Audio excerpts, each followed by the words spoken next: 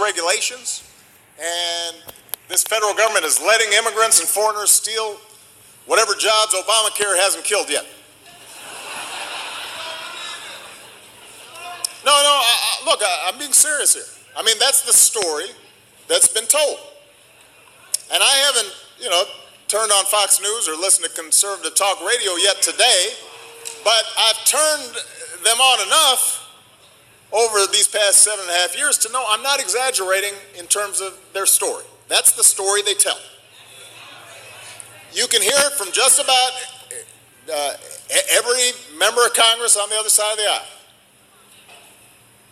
And instead of telling you what they're for, they've defined their economic agenda by what they're against, and that's mainly being against me. And and their basic message is anti-government, anti-immigrant, anti-trade, and let's face it, it's anti-change. And look, a lot of people believe it. And if what they were saying were true, I suppose it would make sense to run on a platform of just rolling back everything we've done over these past 7.5 years, and happy days would be here again. If what they were saying was true, then just being against whatever it is that we've done might make sense. But what they're saying isn't true. And if we're going to fix what's really wrong with the economy, we've got to understand that. So let me just do some quick myth busting. And I'm going to start with the biggest myth, which is that the federal government keeps growing and growing and growing and wasting your money and giving your tax dollars to people who don't deserve it. Now here's the truth. You can look it up. These journalists here, they can do some fact checking. As a share of the economy, we spend less on domestic priorities outside of Social Security, Medicare, and Medicaid. We spend less than we did when Ronald Reagan was president. When President Reagan or George W. Bush held this job, our deficits got bigger. Let me just do some quick myth busting.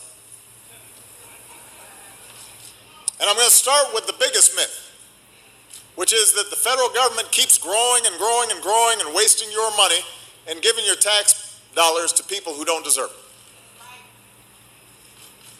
Now here's the truth. You can look it up. These journalists here, they can do some fact checking. As a share of the economy, we spend less on domestic priorities outside of Social Security, Medicare, and Medicaid. We spend less than we did when Ronald Reagan was president. When President Reagan or George W. Bush held this job, our deficits got bigger. When Bill Clinton and I have held this job, deficits have gotten smaller.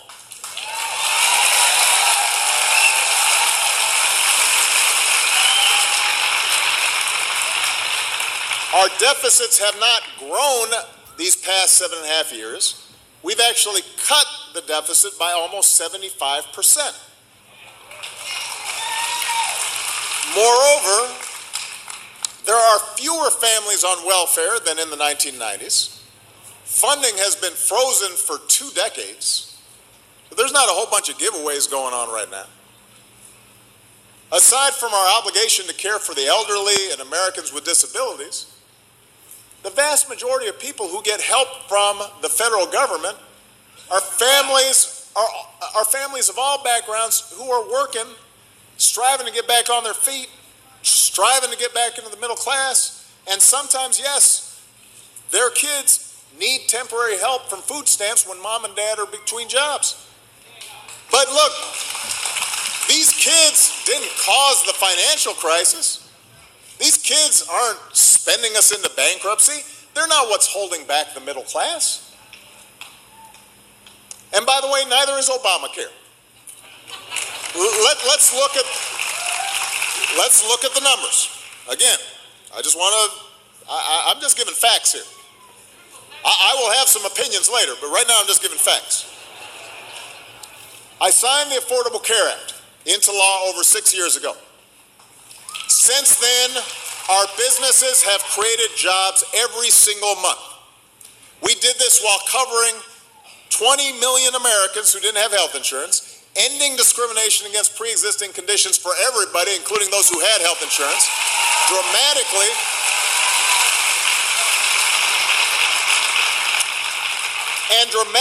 slowing the rate at which healthcare costs were going up.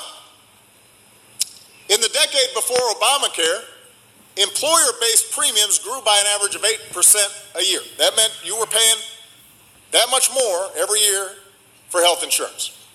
Last year, they grew by 4%, half as fast as they were growing. That doesn't mean you're happy about the 4%, but it wasn't 8.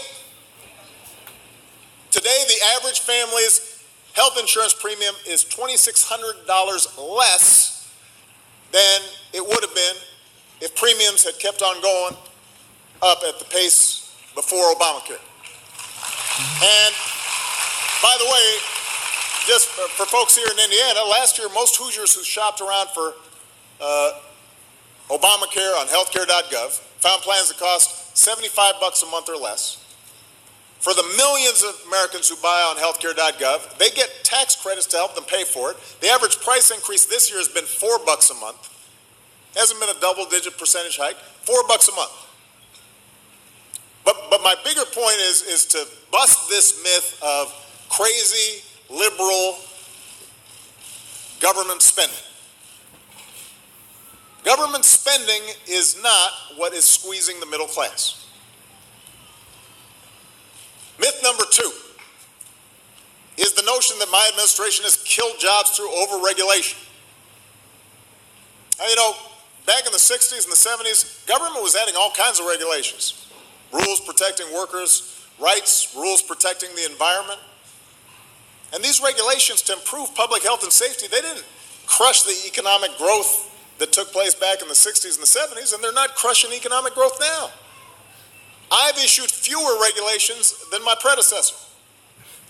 I've issued fewer executive orders than any two-term president since Ulysses S. Grant. That's a long time ago.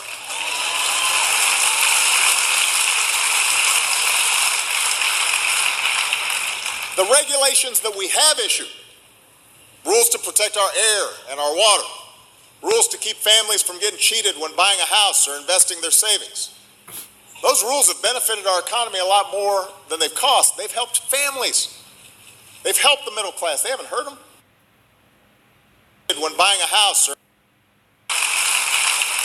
the regulations that we have issued, rules to protect our air and our water, rules to keep families from getting cheated when buying a house or investing their savings, those rules have benefited our economy a lot more than they've cost. They've helped families. They've helped the middle class. They haven't hurt them. Here's myth number 3. Other countries are killing us on trade. Now, it is true that a lot of supporters of trade deals in the past sometimes oversold all the good that it was going to do for the economy. The truth is the benefits of trade are usually widely spread. It's one of the reasons why you can buy that big flat screen TV for a couple $100. Why the cost of a lot of basic necessities have gone down.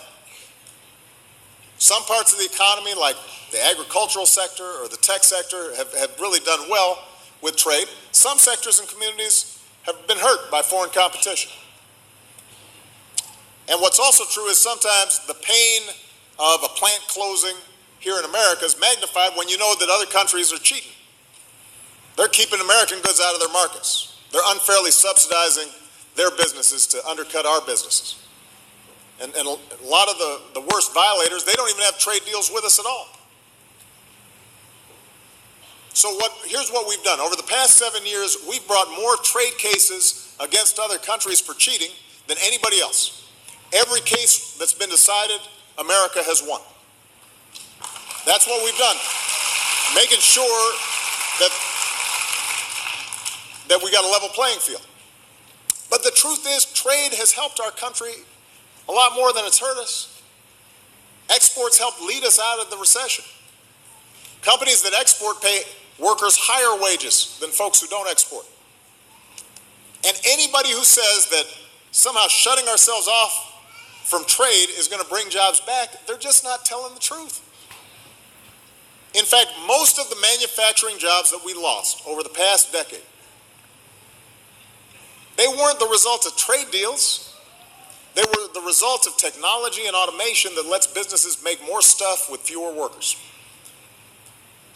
If you go into an auto plant these days, used to need several thousand workers. Now they need 1,000 workers to produce the same number of cars. Just because they're robots and they're machines that have replaced a lot of the work. That's true in offices too, by the way. Think about bank tellers. Last time you dealt with one of those, because now you got ATM machines. So we can't put technology back in a box any more than we can cut ourselves off from the global supply chain